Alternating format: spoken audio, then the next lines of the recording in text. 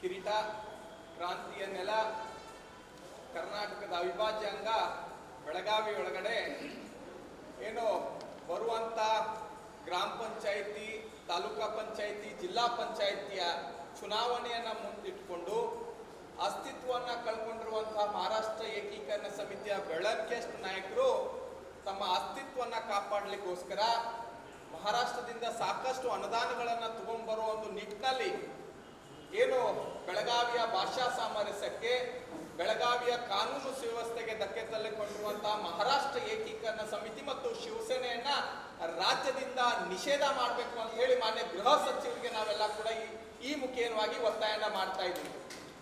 ಯಾಕಂದ್ರೆ ಪದೇ ಪದೇ ಕೂಡ ನಾವು ಬೆಳಗಾವಿ ಶಾಂತಿ, ಯಾಕಂದ್ರೆ ಬೆಳಗಾವಿ ಅಭಿವೃದ್ಧಿಗೋಸ್ಕರ ನಾವೆಲ್ಲ ಕೆಲಸವನ್ನ ಮಾಡ್ತಾ ಇದ್ದೀವಿ. ಸಂದರ್ಭದಲ್ಲಿ ಬೆಳಗಾವಿ ಒಳಗಡೆ ಮರಾಠಿ ಭಾಷಿಕರು ಮತ್ತು ಕನ್ನಡ ಭಾಷಿಕರು ಸಹೋದರತೆಯಿಂದ ಒಂದು ಒಳ್ಳೆ ರೀತಿಯಿಂದ ಬೆಳವಣಿಗೆ ಬರುವಂತಹ ಸಂದರ್ಭದಲ್ಲಿ, ಒಳ್ಳೆ ರೀತಿ ಇಂದ ಬಾಂಧವ್ಯದಿಂದ ನಾವೆಲ್ಲ ಬಾಳ್ತಾ ಇರುವಂತಹ ಸಂದರ್ಭದಲ್ಲಿ ಎಲ್ಲೋ ಒಂದ್ ಕಡೆ ಕೂತ್ಕೊಂಡು ಬೆಳಗಾವಿಗೆ ಬೆಂಕಿ ಹಚ್ಚಬೇಕು ಅಂತ ಹೇಳಿ ಈ ಹುನ್ನಾರವನ್ನ ಇಟ್ಕೊಂಡು ಕೇವಲ ಬೆಳ್ಳಂಕೆ ಎಷ್ಟಿರುವಂತಹ ಮಹಾರಾಷ್ಟ್ರ ಏಕೀಕರಣ MES ಮುಖಂಡರುಗಳು ಇಂಥ ಒಂದು ಕೆಲಸವನ್ನ ಮಾಡ್ತಾ ಇದ್ದಾರೆ.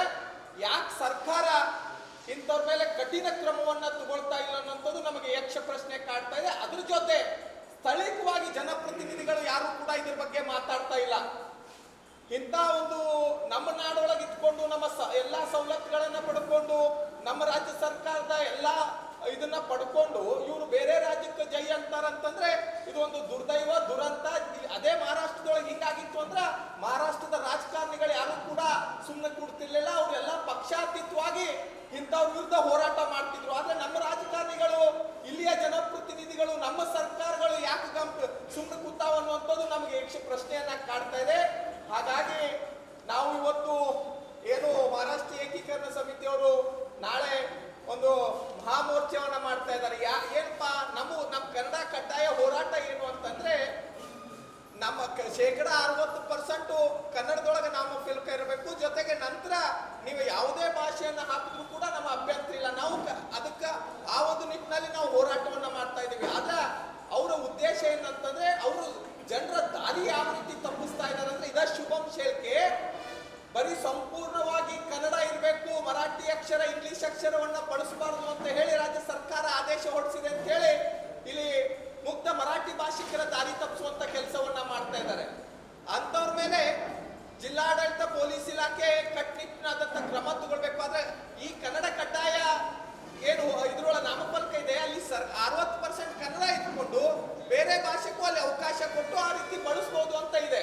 ಆದ್ರೆ ಇವರು ದಾರಿ ತಪ್ಪಿಸುವಂತ ಕೆಲಸ, ಈ ಹೋರಾಟವನ್ನ ಬೇರೆ ರೀತಿಯಲ್ಲಿ ಒಯ್ತಾ ಇದ್ದಾರೆ. ಹಾಗಾಗಿ ಸರ್ಕಾರ ಅಂತವ್ರ ಮೇಲೆ ಕಟ್ಟುನಿಟ್ಟಿನವಾದಂತ ಕ್ರಮವನ್ನ ತಗೊಳ್ಬೇಕು, ಸಂಪೂರ್ಣವಾಗಿ ನಿಷೇಧ ಮಾಡಬೇಕು. ಆಮೇಲೆ ಜಿಲ್ಲಾಡಳಿತ, ಪೊಲೀಸ್ ಇಲಾಖೆ ಪ್ರತಿ ಸಲನೂ ಕೂಡ ನಾವು ಅನುಮತಿ ಕೊಟ್ಟಿಲ್ಲ ಅಂತ ಹೇಳ್ತಾರೆ. ನಿನ್ನೆ ಮಾನ್ಯ ಪೊಲೀಸ್ ಆಯುಕ್ತರು ಕೂಡ ಅನುಮತಿಯನ್ನ ಕೊಟ್ಟಿಲ್ಲ ಅಂತ ಆದ್ರೆ ಅವ್ರಿಗೆ ಅವಕಾಶ ಕೊಡ್ತಾರೆ. ಅವಕಾಶ ಯಾಕೆ ಕೊಡ್ತೀರಿ ಅಂತ ನಮ್ಮ ಪ್ರಶ್ನೆ. ಅವಕಾಶವನ್ನ ನೀವು ಅವ್ರಿಗೆ ನಾವು ರ್ಯಾಲಿ ಮಾಡಕ್ ಅವಕಾಶ ಕೊಡುದಿಲ್ಲ, ಆದ್ರೆ ನೇರವಾಗಿ ಜಿಲ್ಲಾಧಿಕಾರಿಗಳ ಕಚೇರಿಗೆ ಬಂದು ಮನವಿ ಕೊಡುವುದಂತ ಹೇಳ್ತಾರೆ. ಆದ್ರೆ ಅಲ್ಲಿ ನೇರವಾಗಿ ಜಿಲ್ಲಾಧಿಕಾರಿಗಳ ಕಚೇರಿಗೆ ಬಂದು ಮನವಿ ಕೊಡುವಂತದ್ದು ಏನಿದೆ, ಅವ್ರು ಮಾಡುವಂತ ಕೆಲಸ ಏನದು, ನಮ್ಮ ರಾಜ್ಯದೊಳಗಡೆ ನಮ್ಮ ಸರ್ಕಾರ ಏನು ಆದೇಶ ಹೊರಡ್ತದೆ ಅದನ್ನ ಆದೇಶವನ್ನ ಪಾಲನೆ ಮಾಡುವಂಥದ್ದು ಎಲ್ಲರ ಕರ್ತವ್ಯ. ಅದನ್ನ ಮಾಡಬೇಕು.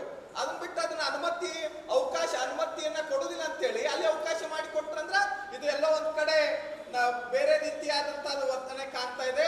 ಹಾಗಾಗಿ ನಾವು ಇಲ್ಲಿಯ ಜನಪ್ರತಿನಿಧಿಗಳಿಗೆ ಮತ್ತು ಇಲ್ಲಿಯ ರಾಜ್ಯ ಸರ್ಕಾರಕ್ಕೆ ಒತ್ತಾಯನ ಮಾಡ್ತಾ ಇದೀವಿ. ಜಿಲ್ಲಾಡಳಿತ ಯಾವುದೇ ಕಾರಣಕ್ಕೂ ಇಂಥವ್ರಿಗೆ ಅವಕಾಶ ಮಾಡಿಕೊಡಬಾರ್ದು. ಒಂದ್ ವೇಳೆ ಅವಕಾಶ ಮಾಡಿಕೊಟ್ಟಿದ್ದೆ ಆದಲ್ಲಿ ನಾವು ಕೂಡ ಕರ್ನಾಟಕ ರಕ್ಷಣಾ ವೇದಿಕೆ ನಾಳೆ ದಿವಸ ನಾವು ಅಲ್ಲಿಂದನೇ ಒಂದು ಕನ್ನಡ ಕಡ್ಡಾಯಕ್ಕಾಗಿ ಸ್ವಾಭಿಮಾನದ ರ್ಯಾಲಿ ಮಾಡುವುದ್ರ ಮುಖೇನವಾಗಿ ಮಹಾರಾಷ್ಟ್ರ ಏಕೀಕರಣ ಪುಂಡರಿಗೆ ತಕ್ಕ ಪಾಠವನ್ನ ಕಲಿಸ್ತೀವಿ. ಜೊತೆಗೆ ಕೆಲವೊಂದು ಪತ್ರಿಕೆಗಳಲ್ಲಿ ಕನ್ನಡಿ ಗುಂಡಾಗಳಂತ ಬರೀತಾರ, ಕನ್ನಡ ಭಾಷೆ ಸಹೋದರರು ಸಹೋದರ ರೀತಿ ಎಲ್ಲ ಇರ್ತೀವಿ ಅಂತಾರ, ಮತ್ತೊಂದು ರೀತಿಯಾಗಿ ಬೇರೆ ರೀತಿಯಾಗಿ ಅಲ್ಲೇ ಪದವನ್ನ ಬಳಸ್ತಾರ.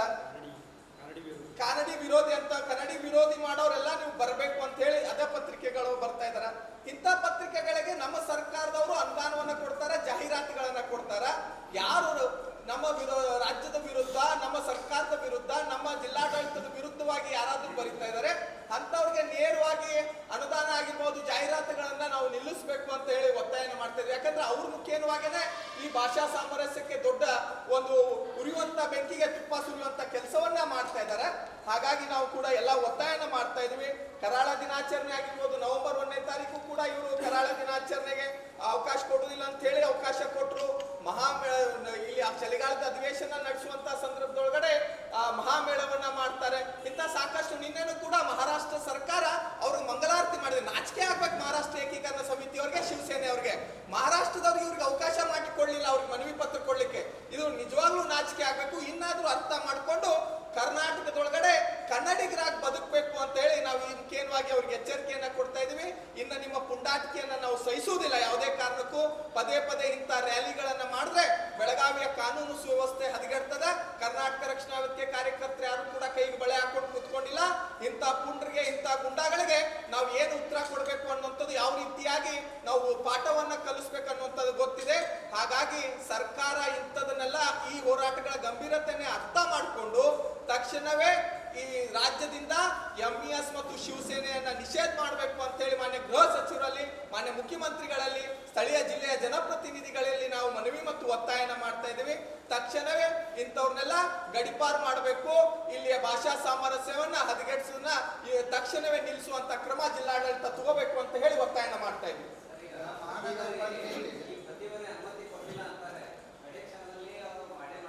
ಹೌದು,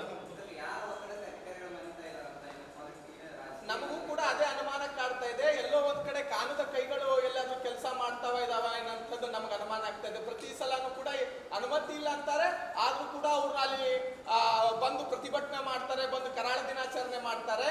ಅದಕ್ಕೆ ನಾವು ನಮ್ಮ ಜಿಲ್ಲೆಯ ಜನಪ್ರತಿನಿಧಿಗಳಲ್ಲಿ ಒತ್ತಾಯ ಮಾಡ್ತಾ ಇದೀವಿ, ಮನವಿ ಮಾಡ್ಕೊತಾ ಇದೀವಿ. ಇಂಥವ್ರ ಮೇಲೆ ಕಠಿಣ ಕ್ರಮವನ್ನ ನೀವು ಒಂದು ಸರಿ ಮಾಡಿದ್ರಿ ಅಂತಂದ್ರೆ ಮುಂದಿನ ದಿನಮಾನಗಳಲ್ಲಿ ಇವ್ರು ಯಾರು ಕೂಡ ಇಂಥದಕ್ಕೆ ಅವಕಾಶ ಮಾಡಿಕೊಡಂಗಿಲ್ಲ. ಅದಕ್ಕೆ ಒಂದು ಸರಿ ನೀವೆಲ್ಲರೂ ಕೂಡ ಪಕ್ಷಾತೀತವಾಗಿ ಒಂದಾಗಿ ನೀವು ಯಾವುದೋ ಒಂದು ಬೇರೆ ಒಂದು ಮತ ಬ್ಯಾಂಕ್ಗೋಸ್ಕರ, ಬೇರೆ ಭಾಷಿಕರ ಓಲೈಕೆಗೋಸ್ಕರ ನೀವು ದಯವಿಟ್ಟು ನೀವು ಹಿಂದೆ ಸರಿಬೇಡ್ರಿ. ಇಡೀ ಕನ್ನಡಿಗರು ಮತ್ತು ಮರಾಠಿ ಭಾಷಿಕರು ನಿಮ್ಮ ಜೊತೆ ಇದೀವಿ. ಇಲ್ಲಿ ಏನೋ ಭಯೋತ್ಪಾದಕರ ತರ ವರ್ತನೆ ಮಾಡ್ತಾ ಇರುವಂತ ಎಂಇಎಸ್ ಅವ್ರನ್ನ ಕಟ್ಟುನಿಟ್ಟಿನವಾದಂತ ಕ್ರಮ ತಗೊಳ್ಬೇಕು. ಯಾವುದೇ ಕಾರಣಕ್ಕೂ ಹಿಂದೆ ಸರಿಬಾರ್ದು ಅಂತ ಒತ್ತಾಯ ಮಾಡ್ತೀವಿ.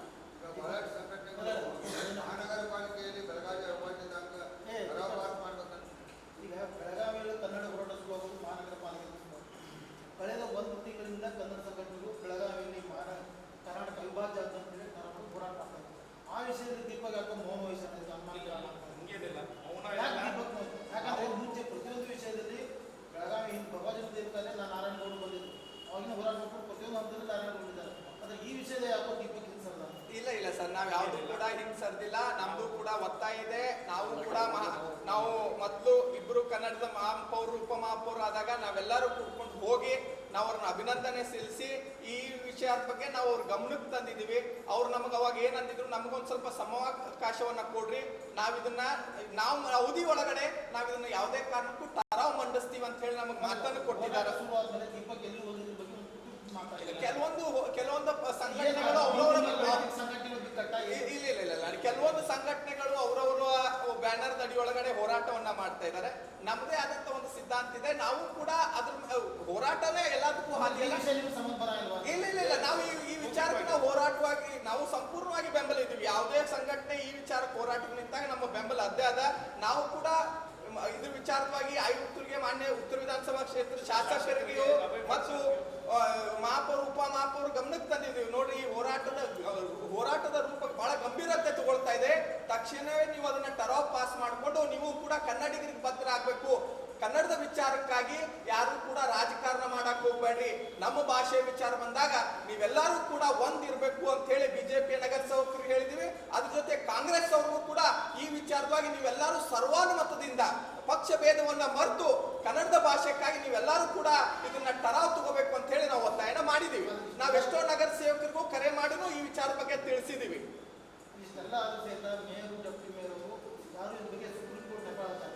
ಸುಪ್ರೀಂ ಕೋರ್ಟ್ ವಕೀಲರ ಪ್ರಕಾರ ಯಾವುದೂ ಸಂಬಂಧ ಬರಲ್ಲ,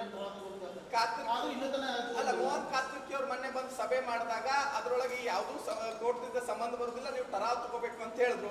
ತಕ್ಷಣವೇ ನಾ ಅದನ್ನ ನೋಡ್ಕೊಂಡು ಉಪಮಹಾಪೌರಿಗೆ ಮಾತಾಡಿದಾಗ ಇಲ್ಲ ನಾವು ಅದನ್ನ ಸರ್ಕಾರಕ್ಕೆ ಬರ್ದೀವಿ ಅಂತಲೂ ಹೇಳಿದ್ರು. ಸರ್ಕಾರಕ್ಕೆ ಬರುದು ಬಿಡುದು ಬೇಡ, ನೀವು ಇದನ್ನ ತಕ್ಷಣವೇ ಒಂದು ಪಾಲಿಕೆ ಸಭೆ ಕರೆದು ತರಾವ್ ಮಂಡಿಸ್ರಿ ಅಂತನೂ ನಾವು ಒತ್ತಾಯ ಮಾಡಿದ್ದೀವಿ. ಮುಂದಿನ ದಿನಗಳಲ್ಲಿ ಅವ್ರು ಏನಾದ್ರೂ ತರಾವ್ ತಗೊಳ್ಳಿಲ್ಲ ಅಂದ್ರೆ ಕರ್ನಾಟಕ ರಕ್ಷಣಾ ವೇದಿಕೆ ಈ ವಿಚಾರವಾಗಿ ಹೋರಾಟವನ್ನ ಮಾಡ್ತದ. ಹೋರಾಟ ಬಹಳ ದೊಡ್ಡ ಮಟ್ಟಕ್ಕೆ ಕುತ್ಕೊಂಡು ಹೋಗ್ತೀವಿ. ಎಲ್ಲಿಂದ ಸ್ಟಾರ್ಟ್ ಆಗಿದೆ? ನಾವು ಅವರು ಏನಾದ್ರೂ ಬೋಗಾರಸ್ ಧರ್ಮವೀರ ಸಂಭಾಜಿ ಚೌಕ್ನಿಂದ ಮಾಡ್ತೀನಿ ಅಂತ ಹೇಳಿದಾರೆ, ನಾವು ಕೂಡ ಅಲ್ಲಿಂದನೇ ಮೆರವಣಿಗೆ ಪ್ರಾರಂಭ ಮಾಡ್ತೀವಿ. ಫೈನಲ್ ಆಗಿದೆ ಅಥವಾ ಅವ್ರು ಮಾಡಿದಷ್ಟು ಮಾಡ್ತಾರೆ? ಇಲ್ಲ, ನಾವು ಅಲ್ಲಿಂದನೇ ಮಾಡ್ಬೇಕಂತ ಹೇಳಿ ತೀರ್ಮಾನವನ್ನ ಮಾಡಿದ್ದೀವಿ. ಅಲ್ಲಿಂದನೇ ನಾವು ಬೆಳಗ್ಗೆ ಅಲ್ಲಿ ಪ್ರಾರಂಭ ಮಾಡಿ ಜಿಲ್ಲಾಧಿಕಾರಿಗಳಿಗೆ ಬಂದು ಜಿಲ್ಲಾಧಿಕಾರಿಗಳ ಮುಖಾಂತರ ಮಾನ್ಯ ಗೃಹ ಸಚಿವರಿಗೆ ಮನವಿ ಕೊಟ್ಟು ಇವರು ಈ ಎರಡು ಸಂಘಟನೆಗಳನ್ನ ನಿಷೇಧ ಹೇರಬೇಕು. ಯಾಕಂದ್ರೆ ಮುಂದಿನ ಚುನಾವಣೆ ಇಟ್ಕೊಂಡು ಇವರು ಒಂದು ಡೊಂಬರಾಟ ನಾಟಕವನ್ನ ಶುರು ಮಾಡಿದಾರ, ಇದಕ್ಕೆ ಕಡಿವಾಣ ಹಾಕಬೇಕು ಅಂತ ಹೇಳಿ ನಾವು ಒತ್ತಾಯನ ಮಾಡ್ತೀವಿ.